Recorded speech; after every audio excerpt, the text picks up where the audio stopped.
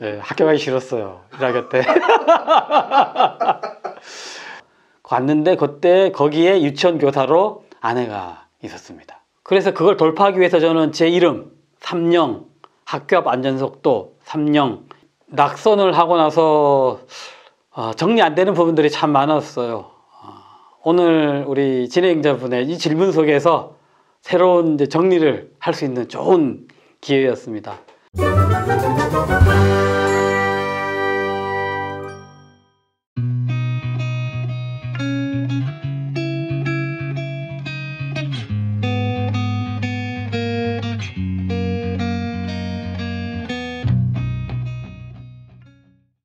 안녕하세요. 모두가 특별한 교육연구원 원장 강삼영입니다. 지난 6.1 지방선거에서 교육감으로 출마했다가 낙선했습니다.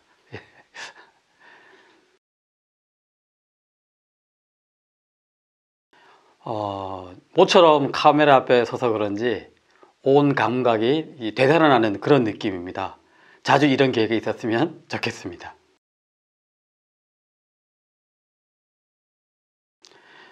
제가 이제 이쪽으로 이사 온 게 2005년에 이사를 왔습니다. 그때 이 집이 한 7년 정도 된 집인데 집이 낡아가지고 최근에 그 리모델링을 좀 했습니다. 보기엔 깨끗해 보이는데요. 아마 죽을 때까지 이곳에 살지 않을까? 뭐 그렇게 생각합니다. 그건 아니에요. 제가 태어난 부모님은 여기서 한 5분 가면 있는 노봉 삼거리, 거기에 부모님이 계시고요.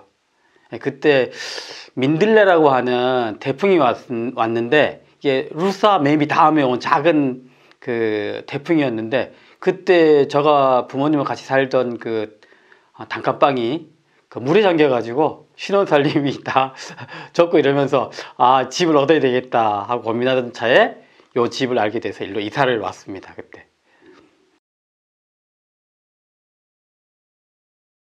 우리 큰형이 딱 태어나고 나서 아버지가 이제 귀한 자식이니까 장명소에 가서 이름을 지었대요. 전 어릴 때 돈 주고 이름 지었다고 이름을 돈영이라고 한 거 아니냐 이렇게 생각했었습니다. 큰형이 이름은 돈영이. 그리고 나서 바로 작은형이 태어났는데 큰형과 작은형은 연년생이에요. 그러다 보니까 아버지가 또 이제 돈을 주고 이름 짓기는 뭐 하니까 그냥 둘째니까 두영이 이렇게 이름을 지었고 그 2년 지나고 제가 또 태어났거든요. 작은형하고 저랑 2살 차이거든요. 그러니까 뭐 다른 고민하지 않으시고 두영이다 하면 세영이라고 지었으면 좋겠는데 딸이었으면 아마 세영이었을 거예요. 아들이니까 세영은 여자 이름 같으니까 삼영 이렇게 이름을 지은 거죠. 그 노봉 삼거리 셋째 아들 강삼영입니다.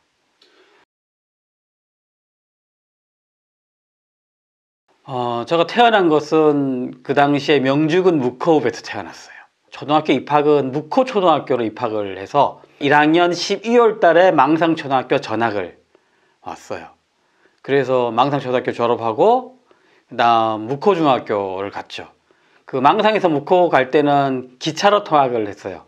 아침마다 망상역에서 기차를 타고 묵호역에 내려서 묵호역에서 이제 묵호중학교까지 걸어가고 이럴 때 지금도 그 기차를 타고 갈 때 떠오르는 동해 해가 아직도 머리에 기억에 남습니다.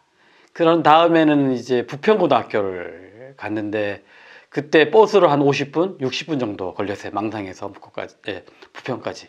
제가 어린 시절을 이제 이 바닷가에서 보내다 보니까 어린 시절 추억하면 거의 바다와 연관되는데 바닷가에 가면 뭐 먹을 것도 많았고 옛말에 그 가난한 친정보다 바다가 낫다 이런 속담이 있었듯이 여름에는 바다에서 뭐 조개도 잡고 굴도 따고 성게도 따고 이래서 재밌게 놀았어요. 기억에 남는 장면이 있다면 그 당시에 이 마산천이 되게 깨끗했어요. 그래서 바다에서 수영을 하고 이제 헹구는 것은 이 마상천에 와서 몸을 헹굴 정도로 깨끗했어요. 그리고 겨울에는 이 마상천 얼음배를 탔어요. 얼음이 이제 2월이 되면 얼음이 녹으면 도끼로 가서 얼음을 깨가지고 그 작대기로 얼음배를 지었고 이러다가 그만 이제 얼음이 깨져가지고 빠지기도 하고 그랬던 기억이 아주 각인되어 있는 거죠. 그러니까 이 산과 개울, 그다음 바다 이것이 제 삶에 아주 가장 큰 힘이 되지 않나 싶은 생각입니다. 뭐 사고치고 이러지는 않았고요. 초등학교 때는 좀 까불기도 많이 했던 것 같아요. 초등학교 때는. 그래서 까불어서 깐돌이라는 별명도 있어요. 그리고 나서 이제 제가 키가 그 중학교, 고등학교 가서는 크지 않다 보니까 조용히 그냥 존재감 별로 없는 그런 이제 중고등학교 생활을 그렇게 했던 것 같아요.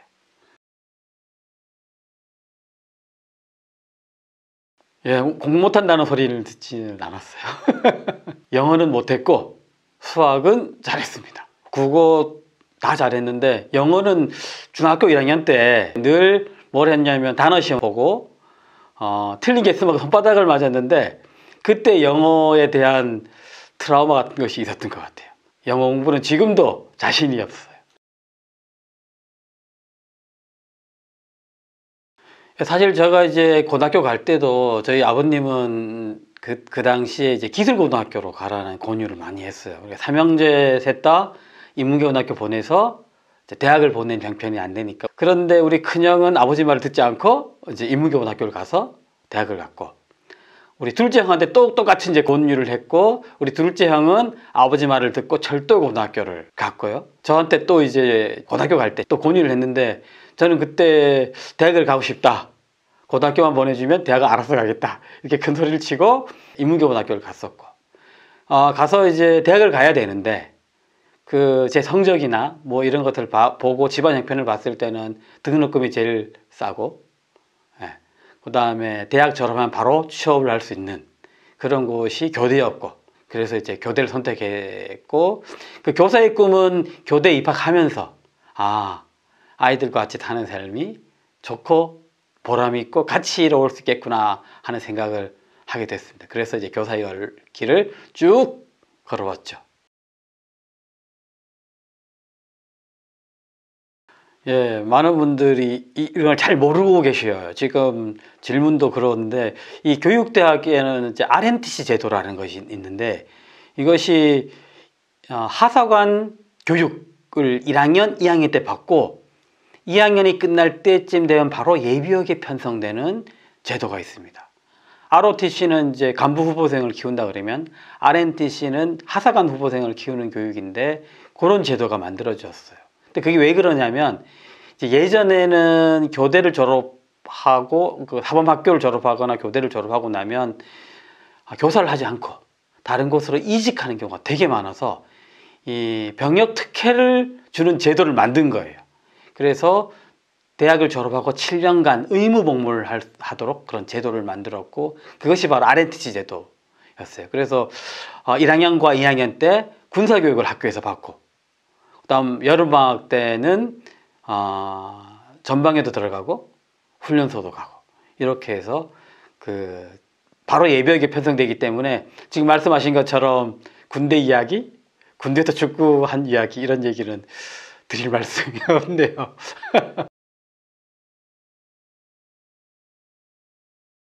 그렇죠. 대학 가장 예, 학교 가기 싫었어요. 1학년 때. 군기가 셌어요. 선배들이 툭 하면 불러서 기합 주고 이렇게 했어요.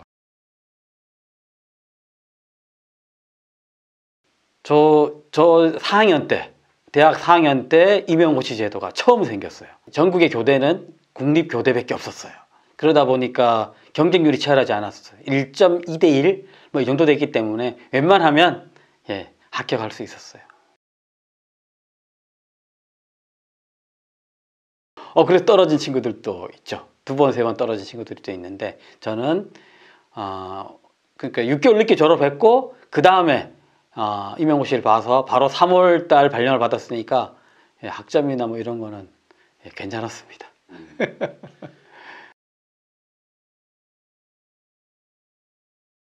뭐 제일 좋았던 점은 월급이 나온다. 그 아이들을 가르치는 그 대가로 꼬박꼬박 월급이 나온다는 것.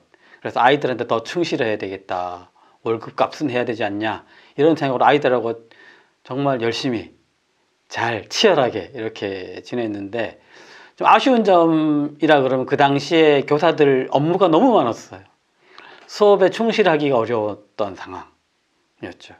그래서 이제 그 수업 시간에 그 컴퓨터 앞에 앉아가지고 업무를 하고 이럴 때 자괴감이 많이 들었고, 제가 이제 교사면서도 이제 노동조합 활동을 하게 된 까닭이 그런 것을 조금 개선해서 선생님들이 더 아이들 곁에 다가가는 그런 환경을 만들자, 그런 까닭도 있었습니다. 그런 셈이죠. 제가 이제 첫 발령이 양구 중리초등학교에 발령을 받아서 2년 6개월을 근무를 하고 동해로 오고 싶었는데 동해는 경쟁이 치열해가지고 삼척으로 발령을 받았거든요. 그때 삼척에 발령받았다 갔던 학교가 장호초등학교 갔는데, 그때 거기에 유치원 교사로 아내가 있었습니다. 그러면서 연애를 시작했죠.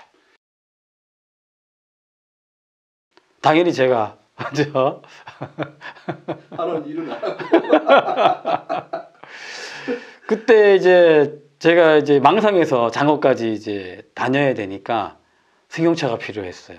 그래서 운전면허를 따고 이제 프라이드 베타 사가지고 이제 다녔는데, 젊은 이제 교사들은 그 학교가 답답하고 학교만 있는 것이 그러다 보니까 퇴근하면 차에 타고 삼척 시내 나와서 저녁 먹고 다시 장호를 데려다 주고, 그리고 나서 이제 망상 집까지 오면 자정이 될 때도 있었어요.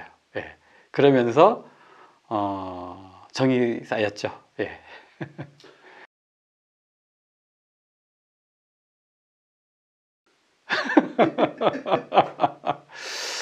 그냥 마음에 든다. 예, 예. 그렇죠. 흔쾌히 좀 시간이 걸렸어요. 예. 엄청난 노력을 하셨겠네요.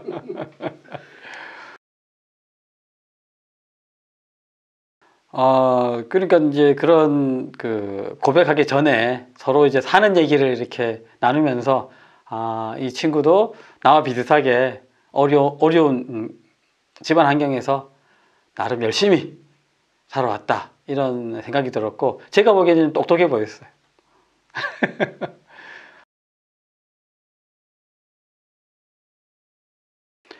처음에 이제 그 전교조 활동을 하고 이럴 때는, 전교조라는 단체가 비합 단체일 때는 애써 다들 모른 척 하는 분위기였죠. 예.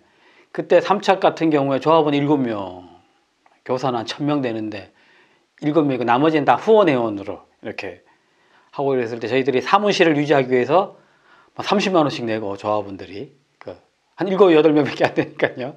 그래서 이제 사무실 만들고 거기서 이제 풍물 모임도 하고 글쓰기 모임도 하고 뭐 이렇게 하면서 이제 후원회원들을 늘려가고, 그러면서 이제 조합 활동을 시작했죠.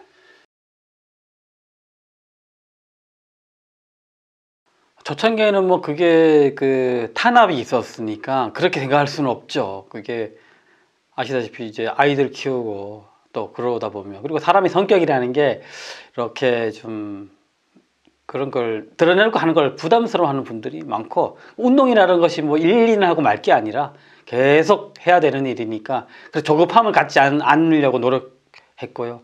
그 다음에 이제 전교조 합법화되고 나서는 전교조 조합원이 10만 명을 육박할 때가 있었어요.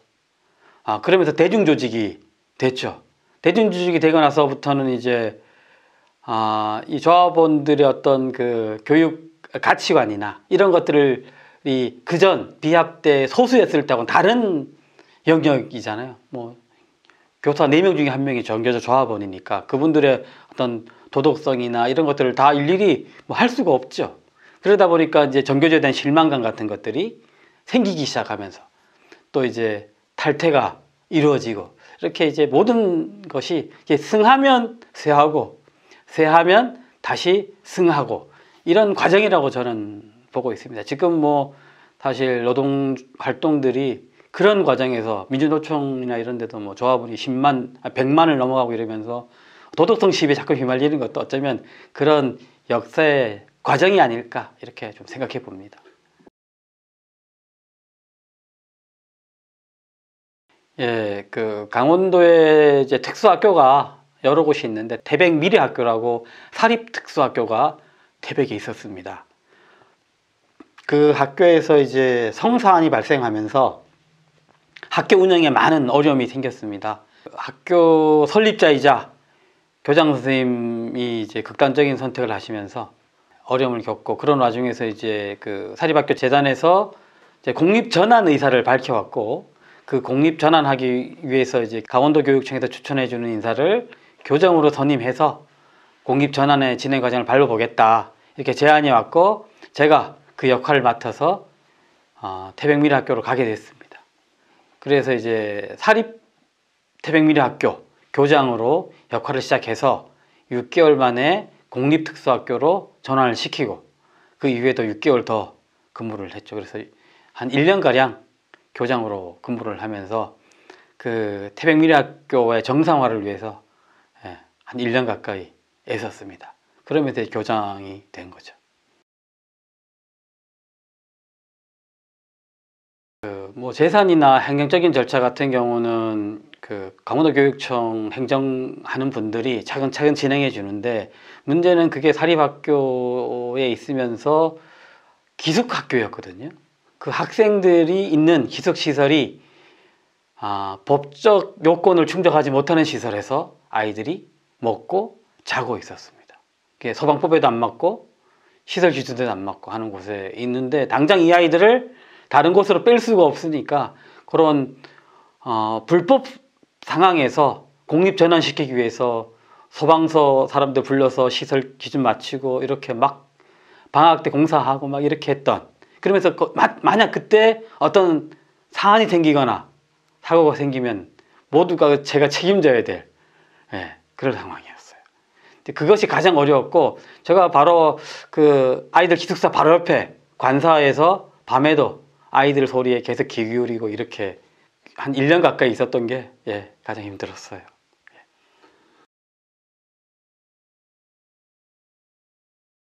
그 당시 제가 이제 도교육청 이제 대변인 역할을 해서 그 태백미래학교에 그 사안이 벌어졌을 때 제가 언론 대응을 계속 했었어요. 그러다 보니까 이 학교의 사정, 이 학교가 이제 언론에 대한 신뢰, 그러니까 도민들의 신뢰를 받기 위해서 이런 것들을 이렇게 하면 돼, 이렇게 해야 된다, 이렇게 하면 된다, 이런 얘기를 계속 해왔던 입장이었고, 그러면서 그 곳에서 이제 교장의 파견을 이제 선임을 요청을 했고, 교육감님이 보기에는 가장 적임자다 이렇게 생각했던 것 같아요. 그리고 사실 그 전에 몇몇 분들한테 제안을 했는데 다들 손사래를 쳤고, 그래서 이것도 아이들을 위하는 길이고, 특히 장애 학생들이 안정적으로 공부할 수 있는 그 환경을 한번 만들어 보자, 그렇게 해서 사표를 던지고 사립학교로 가게 된 겁니다. 민명교육감님은 저보다 14살 많으세요. 그러다 보니까 뭐 전교조 활동을 하면서 봬도 한참 선배, 1세대니까 한참 선배님이라서 멀리서나 이렇게 보고 그랬는데, 2010년에 이제 교육감님이 당선되고 나서 글 쓸 사람, 메시지 관리할 그런 사람이 좀 필요하지 않냐, 이런 상황에서 제가 이제 글쓰기 활동을 좀 했었어요.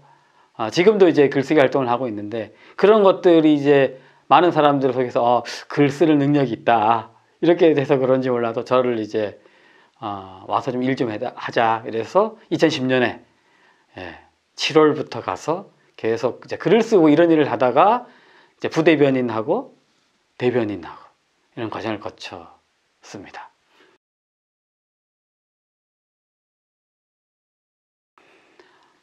교사는 아이들을 만나는 거고, 아이들의 변화를 직접 이렇게 확인할 수 있는, 제가 고천분교, 삼척 미로 고천분교에 있을 때 3년을 있었는데 4학년 때 만난 아이가 있는데, 이 아이가 4학년인데 글을 읽지 못하는 아이를 만났어요. 그래서 이 아이를 하고 계속 이제 한글 공부를 시작하는 거죠. 한글 공부를 해서 얘가 6학년 졸업할 때 자기가 쓴 편지를 자기가 읽고 졸업을 할 때, 그때 졸업식장에 왔던 많은 분들이 다 눈물을 흘리는 그런 보람이 있는데, 그렇게 교사가 아이에게 집중하려면 여러 가지 행정적인 뒷받침이 돼야 되는데, 그것이 잘 안 되면 교사가 갈등하고 어렵잖아요. 교육행정이라는 것은 바로 이것을 하는 일이기 때문에, 그러니까 저 같은 교사들이 더 아이들한테 집중할 수 있는 어떤 행정적인 뒷받침을 하는 것이 교육 행정직이고, 사실 그때 강원교육에서 가장 큰 이슈라 그러면 고교 평준화하고 이제 돈 안 드는 교육, 무상급식으로 대표되는 돈 안 드는 교육이었죠. 그것을 민변교육감 취임 이후에 힘차게 추진을 했고, 그 당시에 도의회 상황이나 그때 교육부는 이명박 이주호 장관이 그때 교육부 장관이었어. 그리고 도의회는 지금 보수 정당이 다수를 차지하고 있는 상황이었는데, 그때 저희들이 그 고교 평준화, 그다음 무상급식 예산을 도의회를 설득해내서 이뤘을 때, 그때 가장 큰 보람이 있었고, 이것이 여야의 문제가 아니구나. 교육은 우리가 말하는 이제 보수 정당이라 해도 이 교육의 문제, 아이들의 문제는 무상급식 예산을 통과시켜낸 것을 보면 꼭 그렇게 생각할 것은 아니구나 생각하고요. 그 힘으로 해서 지금 고등학교까지 등록금 안 내잖아요. 저는 그것이 어쩌면 이 변방이라고 할 수 있는 강원도에서 뿌리를 내린 것이 아닌가, 이런 자부심을 갖고 있습니다.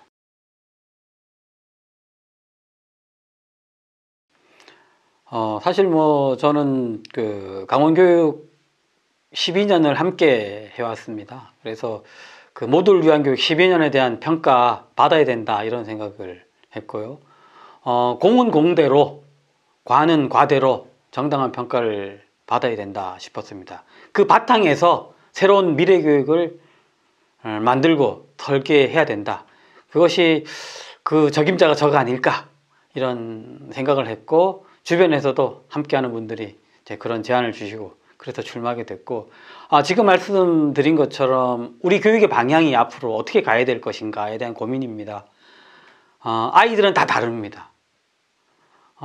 어떤 아이들은 책을 읽고 공부하는 걸 좋아하는 아이들이 있고, 어떤 아이는 영상을 봤을 때 훨씬 더 빨리 습득하는 아이가 있고, 어떤 아이들은 손으로 만지면서 조작하면서 할 때 훨씬 더 빨리 배우는 아이들이 있거든요. 그리고 아이들마다 진도가 다르고 아이들마다 배움에 대한 기질이 다른데, 지금 현재 우리 교육은 똑같은 진도, 똑같은 방식으로 공부를 시키고 있습니다. 그러다 보니까 잘하는 아이가 있고 포기하는 아이가 있고, 이것을 어떻게든 바꿔야 된다. 그래서 제가 모든 아이는 특별하다, 그 특별한 그 아이에 맞는 진도, 그 아이에 맞는 기질로 수업을 할 수 있는 그런 정책을 만들고 그것을 뒷받침해보자, 이런 얘기를 계속 하고 다녔고, 우리 교육이 이제는, 우리가 선진국이라고 하지 않나요?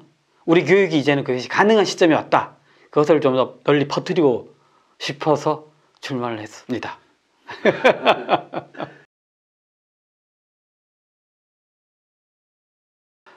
저희 집에 가풍이라면 가풍이 자기가 알아서 잘하겠지, 이런 있어서 저는 처음에는 뭐 내가 알아서 하겠다, 예, 그러니까 뭐 본인이 알아서 한다 그랬으니까 이렇게 생각하고 했던 것 같아요. 근데 막상 선거에 나오고 나니까 그렇지 않잖아요. 온 가족이 같이 이제 매달려야 되고, 근데 그때는 벌써 늦었죠. 벌써 출마 결정된 다음이라서 아마 말릴 틈이 없어서 말리지 못한 것이 아닌가 싶어요. 예.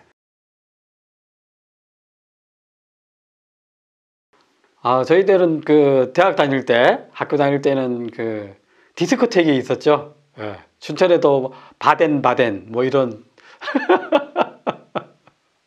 있었어요. 거기 가서 디스코 치고 뭐 그게 다죠. 그리고 이제 초등학교 교사하다 보니까 운동회 때 아이들하고 마스게임도 하고 체육 시간에 뭐 그런 거 했었어야 되니까 뭐 기본을 하는 거죠.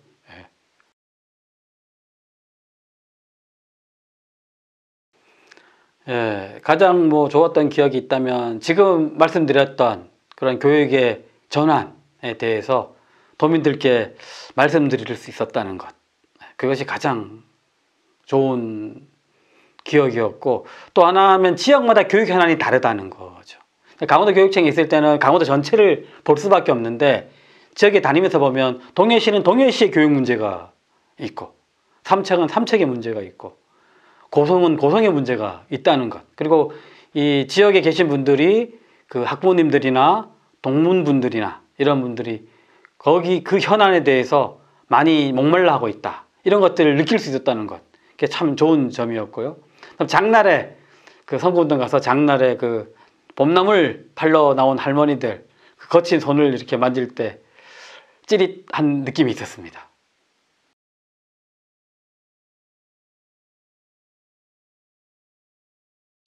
예, 사실은 그 언론에서도 그렇고 많은 분들이 후보가 난립하면서 누가 누군지 모르겠다 이런 말씀들을 많이 하셨어요. 그래서 그걸 돌파하기 위해서 저는 제 이름 3령, 학교 앞 안전속도 3령 이걸 지키자 이렇게 하면서 횡단보도를 거니는 그런 퍼포먼스들을 좀 더 적극적으로 했으면 많이 알려지지 않았을까, 언론도 타고 그러지 않았을까 싶은데 그것을 여기저기 쫓아다니느라고 적극적으로 못했어요. 그래서 그것이 인지도를 높이는데 아쉬움이 있어요. 그것을 좀 더 일찍 그 횡단보도 퍼포먼스를 계속 하루에 한 서너 시간씩 했으면 좋지 않았을까. 그것이 가장 아쉽습니다. 이렇게 사람의 눈이 가면 그 다음에 그 사람의 정책이 눈에 들어오거든요.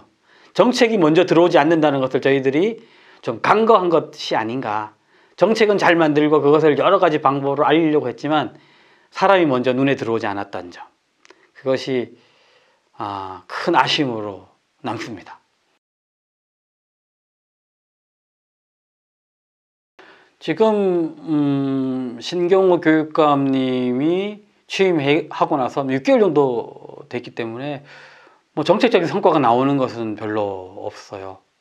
다만 그 본인이 약속했던 공약들을 뭐 충실히 지키는 것이 가장 중요하다고 보고요. 그 중에 하나가 이제 특수교육원 설치에 대한 얘기가 나오고 있어요. 그러니까 특수교육 그 대상 학생들은 늘 어디 갈 데가 없다, 공부할 데가 없다 이런 얘기들이 늘 있거든요. 그래서 이제 그 신경호 교육감은 특수교육원을 설립하겠다 이런 이제 공약을 했고 그것을 지금 추진하고 있는 것 같아요. 그래서 곤역별로 공청회도 하고 뭐 이렇게 하고 있는데 문제는 이 강원도가 넓다는 겁니다. 특수교육원을 춘천에도 설치하든 뭐 원주권에도 설치하든 강릉권에도 설치하든 그 지역의 아이들한테는 아주 좋은 배움의 장소지만 멀리 떨어진 아이들한테는 특히 장애가 있는 학생들에게는 그름에 떡일 수가 있죠. 그러다 보니까 지금 유치전이 붙어요. 우리 동네에다 만들어 달라. 예전에 특수학교는 우리 동네에 만들지 말라는 거와 다른 이제 얘기들이 나오고 있는데 그만큼 그 전에 저희들이 특수학교 설립하면서 그런 어떤 특수교육에 대한 장애를 보는 이 시각에 대한 변화는 좀 이루어진 것 같아서 보람은 있고요. 근데 이게 잘못하면 유치 경쟁으로 붙어서 갈등을 또 고조시키지 않을까 그런 부분이 있는데 그걸 잘 지혜롭게 해결하셨으면 좋겠다는 생각이 듭니다. 그 부분에 대해서는 약속한 대로 꼭 추진하셨으면 좋겠습니다. 그 다음에 아쉬운 점이 있다면 사실 어느 이제 그 자치단체장이나 마찬가지겠지만 과거에 해왔던 그러니까 모두를 위한 교육 12년 동안 해왔던 것을 폄훼하는 그런 느낌이 있어요. 뭐 조직 개편을 할 때도 과거로 돌아가겠다. 개선해 온 것을 다시 거꾸로 가는. 그 다음에 마을 공동체 사업, 그 다음 협동조합, 뭐 이런 것들을 과거로 돌아가는, 회귀하는 그런 부분들이 보여서 안타까운 생각이 들고요. 단적으로 보면 신영복 선생님의 그 글씨가 이제 진로교육원에 큰 돌에 새겨져 있는데 글씨는 딱 5글자예요. 씨앗 드림터. 아이들 마음에다 씨앗을 하나 심어주자라는 글씨가 있는데 그것이 신영복 선생님 글씨체라고 교체해야 된다라는 얘기를 해요. 저는 교육에 씨앗 드림터라는 5글자에 무슨 이념이 있냐. 예. 어쩌면 이분들이 이렇게 진보를 주장하시는 분들 보고 정치적이다 뭐 이렇게 얘기하는데 저는 훨씬 더 이념적이고 정치적인 시각을 갖고 있는 것이 아니냐 싶어요. 그런 시각으로 모두를 위한 교육 15년을 보면 자꾸만 그렇게 과거로 돌아가려고 하는 그런 회귀 본능이 발동할 것 같아서 그 부분에 대해서는 좀 더 유념해 주셔야 된다 이렇게 생각합니다.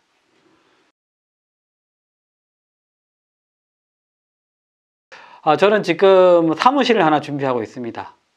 모두가 특별한 교육 연구원 사무실을 준비해서 지금 모두가 특히 이제 강원교육에서 이제 당선되신 분이 경쟁 교육을 강화하겠다. 특히 평가를 통해서 시험을 통해서 일제고사를 통해서 경쟁을 강화하겠다라는 논리가 사실은 어느 정도 도민들을 설득해낸 거라고 보는데, 저는 그것이 대안이 아니다라고 봅니다. 지금 현 교육감이 말하는 많은 일들은 과거 해왔던 것이고 이것이 한계가 있다는 것을 분명히 알고 있었는데 새로운 변화를 만들어내지 못하면서 과거로 돌아간 그런 상황이라고 봅니다. 그래서 저는 이 연구원에서 이 경쟁교육의 대안으로서 아이 하나하나에 맞는 맞춤형 교육, 그것이 가능하다는 것을 증명해 보고 싶은 마음입니다. 아이에 맞는, 아이 하나하나에 맞는 진도와 그 아이의 기질에 맞는 방법을 쓰면 그 아이의 잠재력은 최대한으로 발휘될 겁니다.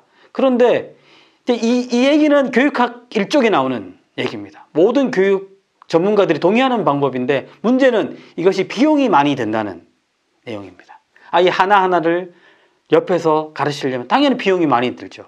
그래서 교육공학자들은 이 비용의 문제를 해결하기 위해서 인터넷 기반의 AI 기반의 학습을 요구하고 있는 것이고요. 또 다른 교육 전문가들은 학급당 학생 수를 더 줄여야 된다. 교사 1인당 학생 수를 더 줄여야 된다. 그래서 교사를 더 많이 뽑고 학급당 학생 수를 20명 이하로 만들어서 그렇게 1:1 교육이 가능한 시스템을 만들자라고 하는 세력들이 있는 거죠. 이게 지금 충돌하고 있는 거죠, 사실. 근데 저는 어느 것이 옳다 그르다 얘기할 문제는 아니라고 봅니다. 비용이 필요하면 아이를 키우는 데는, 특히 인력을, 아이를 돌보는 데는 비용을 생각하면 안 된다라고 봅니다. 지금 우리가 동원할 수 있는 비용은 최대한 투입하고 이것이 한계다. 그만큼 해서 우리 아이들의 저마다의 특성을 개발할 수 있는 그런 시스템으로 가야 된다고 봅니다. 그럴 때 이 AI나 인터넷 기반은 도구로서 충분히 또 활용이 가능한 건데 그것만 하면 된다. 절대 그렇게 해서 안 된다는 걸 저희들이 뭐 전자교과서 사업, 무슨 인터넷 ICT 사업 해봐서 압니다. 그거 안 됩니다. 반드시 사람이 아이 곁에서 아이 한 명 한 명을 체크하고 동기유발시키고 평가를 통해서 피드백하고 이것이 이루어지고 그 도구로서 인터넷과 AI 도구가 활용될 때 우리가 원했던 목표가 될 것입니다. 그 대안을 저는 계속 제안하고 만들어 볼 계획입니다. 그것이 지금 제 머릿속에 있는 가장 뜨거운 관심입니다.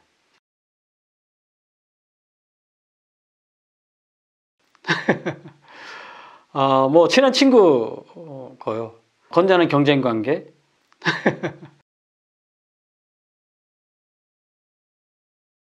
예, 낙선을 하고 나서 정리 안 되는 부분들이 참 많았어요.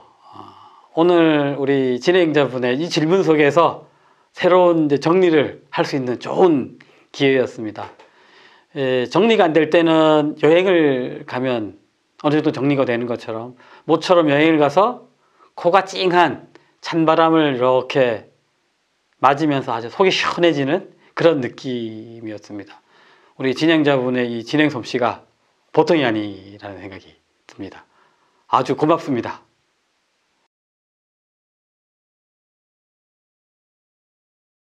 묵코바란, 이름이 이쁘죠. 여기 이제 묵코를 아시는 분들은 이게 무슨 뜻인지 금방 알 겁니다. 동해시를 사랑하고 묵코를 가꾸고 그걸 위해서 이제 묵코바란 영상 제작소가 활동을 하고 있는 것으로 압니다. 제가 페이스북을 통해서 제작한 영상을 보면 이 동해시, 특히 이 묵코 곳곳이 소개되는데 많은 분들이 와서 좀 구독도 해주시고 시청해 주시고 또 묵코를 아는 많은 분들에게 소개해 주셨으면 좋겠습니다. 새해 건강하시고 행복하시고 되시는 일, 하시는 일 잘 되길 바랍니다. 고맙습니다. 수고하셨습니다. 고생하셨습니다. 네.